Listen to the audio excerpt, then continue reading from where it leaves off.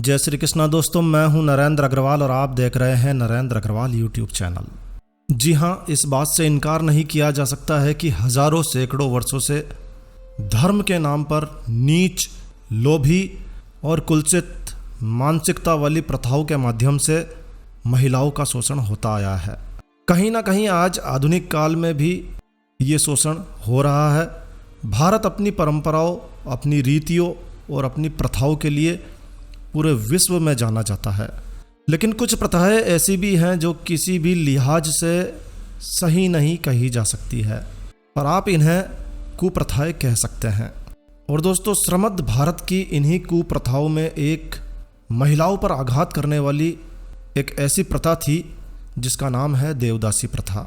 जी हाँ, देवदासी प्रथा एक ऐसी प्रथा जिसके नाम पर कुंवारी कन्याओं का शोषण किया जाता था। तो क्या है देवदासी प्रथा, क्या किया जाता था इस प्रथा में और कैसे समाप्त हुई ये प्रथा? आज इस वीडियो में हम आपको देवदासी प्रथा की पूरी जानकारी शेयर करने जा रहे हैं और इसीलिए मेरा आपसे अनुरोध है, इस वीडियो को पूरा देखिएगा। तो आइए शुरू करते हैं। देवदासी प्रथा एक ऐसी प्रथा थी जिसमें महिलाओं को भगवान को सौंप दिया जाता था और फिर शुरू होता था आस्था के नाम पर मजबूर लड़कियों का शोषण।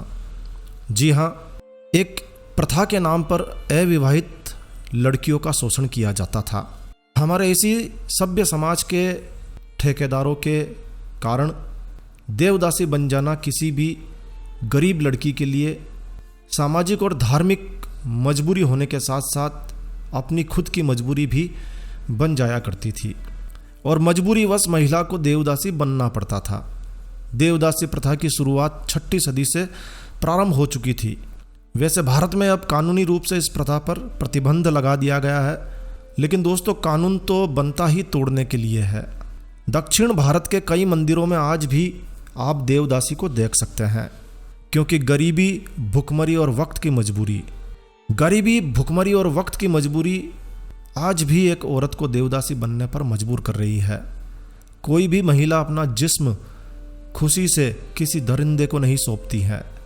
तो देवदासी प्रथा एक ऐसी प्रथा है जिसमें एक लड़की को विधि पूर्वक देवता को सौंप दिया जाता है।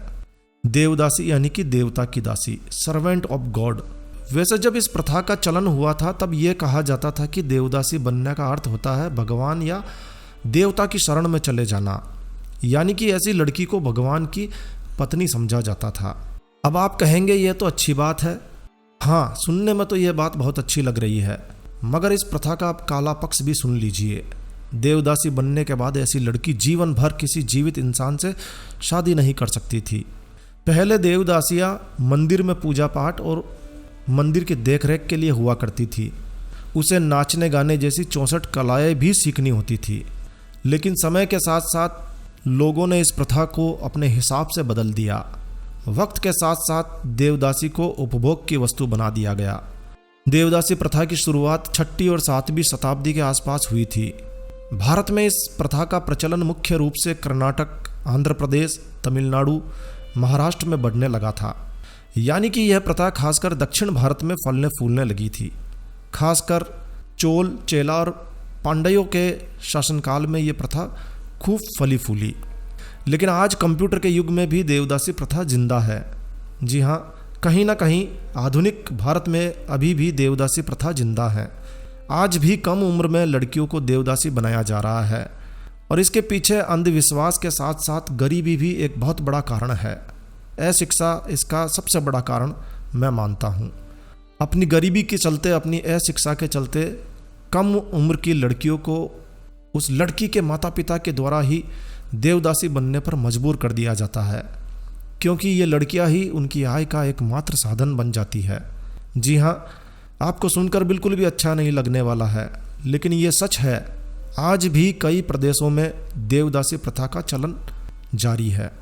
जब किसी गरीब घर की कोई लड़की कमसिन और जवान होने लगती है, जब लड़कियों का मासिक धर्म शुरू होने लगता है, तो उस लड़की के खुद के ही माता पिता लड़की को किसी जमींदार या फिर ज़रूरत वाले व्यक्ति को सौंप देते हैं। सौंप क्या देते हैं, बल्कि बेच देते हैं। जब तक वो व्यक्ति लड़की से शारीरिक संबंध स्थापित करता रहता है, तब तक उसके माता पिता को मासिक आय मिलती रहती है और ऐसी लड़कियों की मांग सबसे ज़्यादा होती है जो वर्जिन होती है, जो कुंवारी होती है, जो अविवाहित होती है। उन्हें बाकी लड़कियों से ज़्यादा पैसे दिए जाते हैं। बड़े दुख की बात है, बड़े दुख की बात है। इस प्रथा की आड़ में इस प्रकार मजबूर बेबस लड़कियों को देवदासी बना दिया जाता है। देवदासियों में कम उम्र में ही एड्स जैसी बीमारियां होने लगती है। कई बार ऐसी देवदासियों के गर्भ भी ठहर जाते हैं और ऐसा होने पर होने वाले बच्चे का कोई पिता नहीं होता है। बच्चा होने के बाद देवदासी चाह कर भी इस गंदगी से बाहर नहीं निकल पाती है। कभी कभी तो लड़कियों को इतनी कम उम्र में देवदासी बना दिया जाता है कि उस वक्त उन्हें इसका मतलब तक पता नहीं होता है।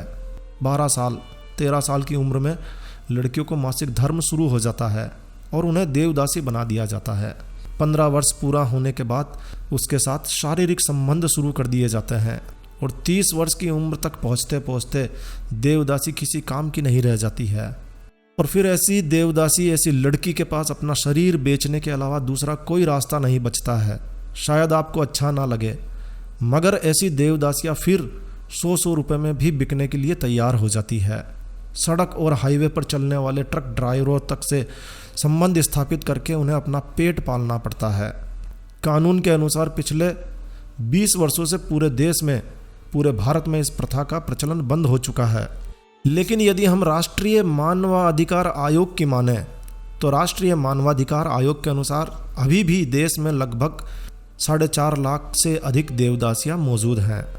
क्योंकि एक तो इस प्रथा को निभाने वाले लोगों को कानून की कोई जानकारी नहीं है, उन्होंने कानून की कोई पढ़ाई नहीं की है। उन लोगों की तो छोड़िए, हो सकता है कि आपको भी इस कानून के बारे में कोई जानकारी नहीं हो। तो एक तो जानकारी का अभाव, दूसरा अशिक्षा। ये लोग पढ़े लिखे नहीं होते हैं। और दोस्तों, जो लोग जानते भी हैं वो जानते हुए भी इसकी परवाह नहीं करते हैं। उन्हें किसी प्रकार का डर नहीं है, क्योंकि देवदासी प्रथा में शामिल लोगों को किसी कानून का डर नहीं है, क्योंकि उन्हें अभी तक कोई सज़ा नहीं मिली है। और इसी कारण से देवदासी प्रथा आज भी फल फूल रही है।